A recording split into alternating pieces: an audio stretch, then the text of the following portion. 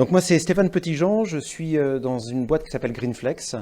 Je suis obligé d'un peu d'introduire quand même le propos. Et il se trouve que Greenflex, on a une vocation, c'est on aide les entreprises à passer cette transition qu'on estime nécessaire. Ce qu'on appelle la transition, c'est écologique, environnementale et sociétale. Et on pense qu'une entreprise qui ne l'intègre pas aujourd'hui dans son business, elle est morte dans 10 ans, ce qui est embêtant.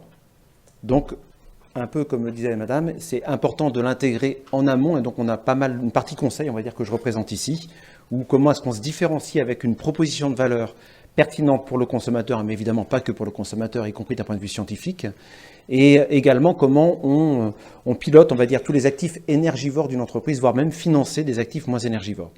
Voilà, grosso modo, on va dire qu'on fait ça. Et il se trouve que depuis 2004, nous faisons une étude en France qui s'appelle « Les Français et la consommation responsable ». Donc c'est vraiment avec les yeux du consommateur que je vais vous parler, donc pas les miens, même si je vais avoir quelques remarques sur ce que disent les Français. Donc ils ne vont pas s'exprimer sur la qualité de l'air intérieur, ils vont s'exprimer sur des problématiques autour du développement durable et particulièrement la santé, ce sur quoi je vais pas mal focuser aujourd'hui. Donc on le fait depuis 2004, c'est l'étude la plus connue en la matière. Tac.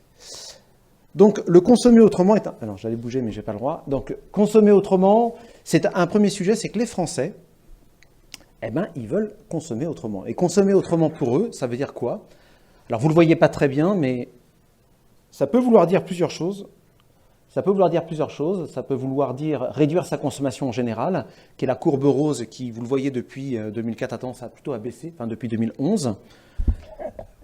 Oui, voilà, mais hop là. Ah ben non, c'est pas le moteur. Voilà. Donc, il y a la petite courbe rose. Ensuite, vous avez ne plus consommer de produits ou de services superflus qui, globalement, restent stationnaires depuis, non pas 2004, mais depuis 2011, globalement.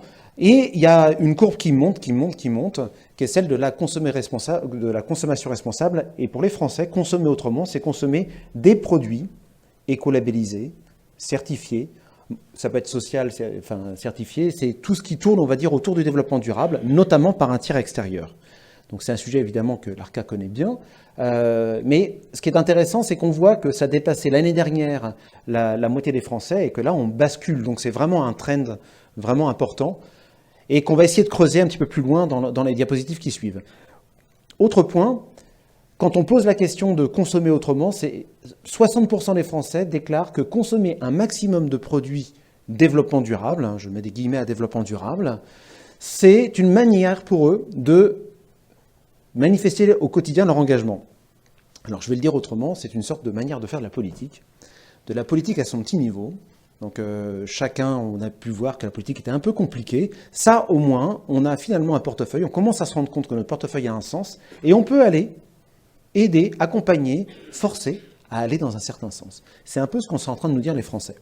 Après, évidemment, ce n'est pas basique. Il y a 4 drivers majeurs. Évidemment, le premier d'entre eux, c'est la santé. La santé.